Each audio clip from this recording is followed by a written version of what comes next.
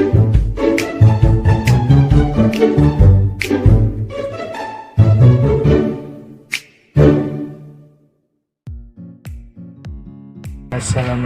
dan salam sejahtera kepada selasman dan rekan-rekan sekalian.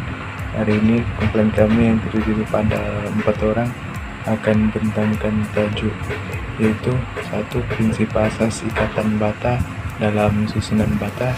Yang kedua, konsep bahan kululi dan bahan bukan kululi.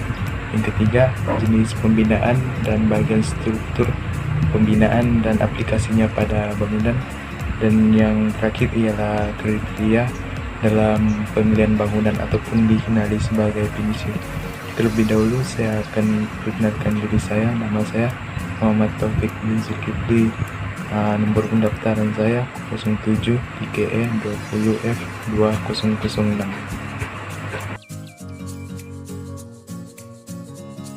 Ini adalah stretcher bond. Ikatan ini khas digunakan sebagai isian ataupun infill struktur kerangka pada tembok yang tebalnya setengah bata. Cara lengkapnya ialah 1/2 bata. Ikatan ini disusun dengan menyambungkan bata pada kepalanya. Ikatan sisi bata mengandungi semuanya sisi bata kecuali bata kerat setengah pada ujung. Pembinaannya bermula dengan 1 lapisan bata sisi.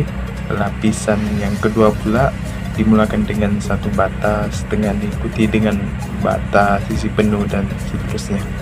Bagi header bond pula, jenis ikatan ini mengandungi kepala bata saja. Sambungan mortarnya merupakan bentuk huruf V.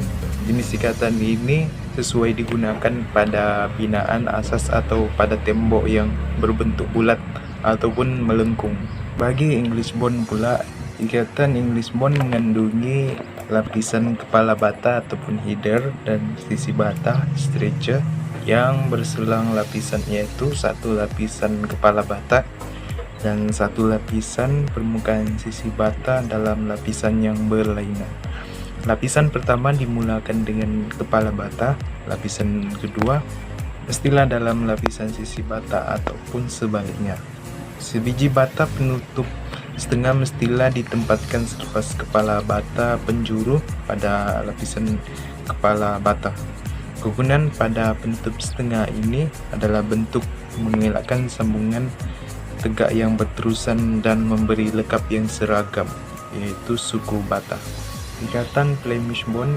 Ikatan ini mengandungi ikatan sisi bata dan kepala bata. Ianya disusun secara berselang-silih dalam 1 lapisan dan setiap lapisan. Sebiji 1/2 bata penutup juga ditempatkan bersebelahan kepala bata penjuru pada setiap selang lapisan. Apabila dua belah tembok dinding menunjukkan susunan Flemish, ianya dikenali sebagai Flemish kembar. Sekiranya sebelah ikatan Flemish dan sebelahnya ikatan English, ianya dinamakan sebagai Flemish tunggal. Seterusnya adalah pointing dan jointing. Pointing dan jointing adalah kemasan yang digunakan pada sendi menegak atau mendatar pada permukaan luar dinding. Sebab penggunaan jointing dan jointing, antara sebabnya salah satu ialah dinding akan menjadi lebih kemas dan bersih. Yang kedua, kelihatan lebih menarik ataupun cantik. Yang ketiga adalah sebagai menambah kekuatan pada dinding kerana mempunyai sambungan yang padat. Pointing dan jointing antaranya ialah concave, V, withed, ragged, beaded, struck, flush, graven, and extruded. Assalamualaikum dan salam sejahtera kepada semua. Saya Nur Aisyah Idris dari kelas IKE 1E dengan nombor pendaftaran 07 IKE 20F 2068 akan membentang tentang penggunaan sambungan untuk bergabung dengan keluli pertama sekali, iaitu bolt dan nut. Sambungan yang digunakan untuk menyambungkan keluli untuk bolt dan nut ialah sambungan ini boleh menjadi sementara untuk struktur anggota keluli. Ia terdiri daripada bolt, nut dan washer, di mana gosokan dibuat dengan lebih kuat. Lubang bolt dibuat menggunakan drilling machine. Jenis bolt adalah bolt keluli ringan dan bolt tekanan tinggi. Seterusnya ialah welding. Sambungan yang digunakan untuk menggabungkan keluli untuk kimpalan adalah pengelasan yang digunakan untuk sambungan antara struktur keluli. Selain daripada itu, struktur keluli kimpalan mesti dibuat oleh welder yang mahir. Jenis kimpalan adalah kimpalan arka dan kimpalan gas. Bagi rivet pula, sambungan yang digunakan untuk menggabungkan keluli untuk rivet adalah pengikat mechanical tetap. Sebelum dipasang, rivet terdiri daripada tangkai yang licin dengan kepala di hujungnya. Hujung yang bertentangan dengan kepala dipanggil sebagai ekor. Jenis rivet adalah kepala bulat dan kepala rata. Seterusnya, saya akan membincangkan tentang hakisan.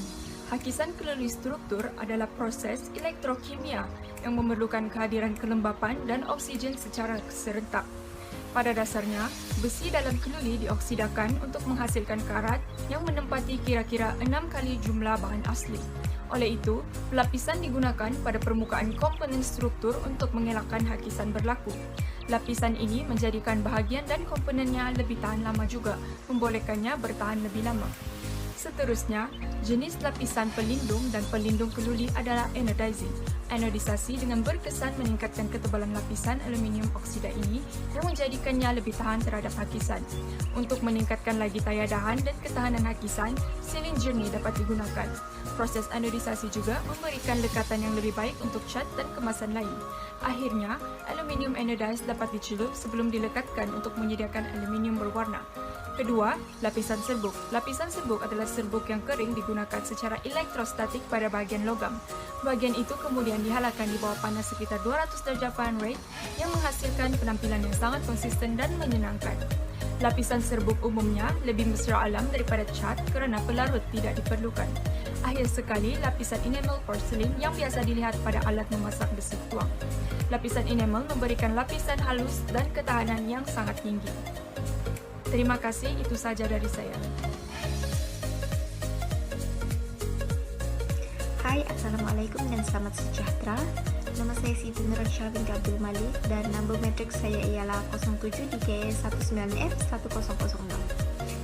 Oke, sekarang saya akan membentangkan mengenai jawaban bagi soalan 4. Soalan yang diberikan ialah terangkan jenis pembinaan, struktur, serta aplikasinya pada bangunan yang ada. Struktur yang pertama ialah tingkap. Tingkap ialah kerangka kayu atau logam yang mengandungi kaca. Tingkap membolehkan penghuni di sebuah rumah itu menikmati pemandangan di sesuatu kawasan atau kejiranan. Ia juga berfungsi untuk memastikan rumah sentiasa berventilasi.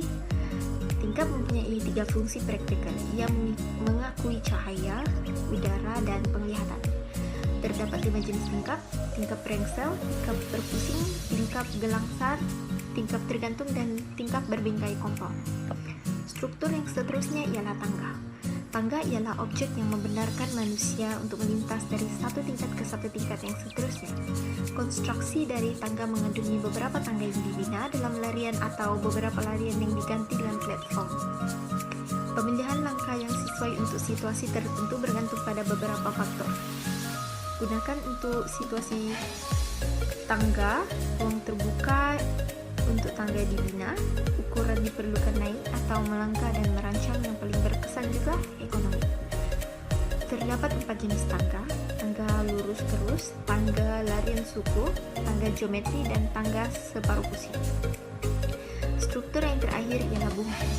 Atap adalah struktur yang dibina dari kayu, keluli atau konkrit. Atap memberikan perlindungan angin, panas, dan hujan. Atap juga struktur rata atau curam yang dibina untuk melindungi bangunan. Bumbung dibina untuk keperluan dan fungsi seperti kestabilan, ketahanan, kekuatan, ketahanan cuaca, ketahanan api, sifat penebat haba, dan penampilan bangunan itu sendiri. Faktor pemilihan bumbung adalah saiz atau bentuk bangunan, estetika, dan ekonomi. Terdapat 4 jenis bumbung: bumbung rata, bumbung gable, bumbung pinggul, dan bumbung ramping. Oke, itu saja dari saya. Sekian, terima kasih. Hai, nama saya Elizkiel Idas dari kelas DKE 1E, nomor matriks 07 DKE 20F2092. Kali ini saya akan membentangkan tentang kriteria pemilihan kemasan bangunan Filsafat. Pertama, kriteria yang perlu dipertimbangkan dalam pemilihan kawasan bangunan adalah bentuk. Contoh dalam bentuk bahan seperti warna, permukaan, dan bentuk adalah penting untuk menyelesaikan sesuatu struktur. Seterusnya, penyerapan bunyi. Untuk menyerap banyak bunyi yang dapat berinteraksi dengan pengguna di suatu kawasan. Selain itu, kriteria pemilihan kawasan juga ada kalis api. Contoh bahan yang tidak terbakar seperti konkrit, jubin, seramik, dan jubin bata. Bahan ini juga untuk menghilangkan kebakaran di suatu bangunan.